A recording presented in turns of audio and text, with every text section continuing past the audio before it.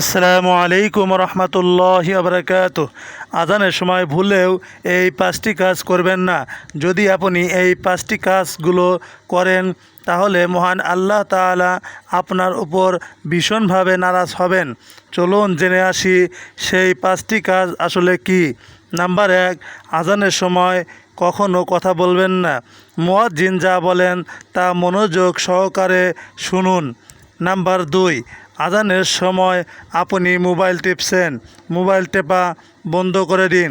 আপনি টিভি দেখতেছেন, টিভি দেখা বন্ধ করে দিন। নাম্বার 3, আজানের সময় কখনো খেতে বসবেন না। খাওয়ার মাঝখানে যদি আজান দিয়ে দেয় তবে আপনি কিছু সময়ের জন্য খাওয়া বন্ধ করে দিন। আজান শেষ হলে আবার পুনরায় খাওয়া শুরু করুন। নাম্বার 4, আজানের সময় ভুলেও কোনো কাজ করবেন না। আর কাজ করা অবস্থাতে যদি আজান দিয়ে দেয় তবে কাজ ততক্ষণতেই বন্ধ করে দিন। আজানের পর নামাজ আদায় করে তারপর পুনরায় কাজ শুরু করুন।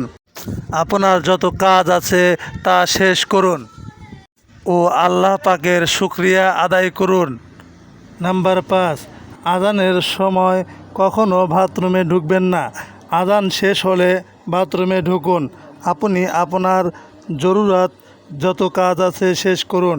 আল্লাহ তাআলা যেন এই 5টি কাজ থেকে আজানের সময় বিরত থাকার তৌফিক দান করুন, আমিন।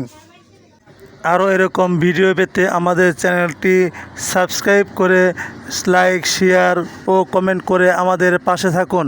ধন্যবাদ সকলকে। ফি আমানিল্লাহ।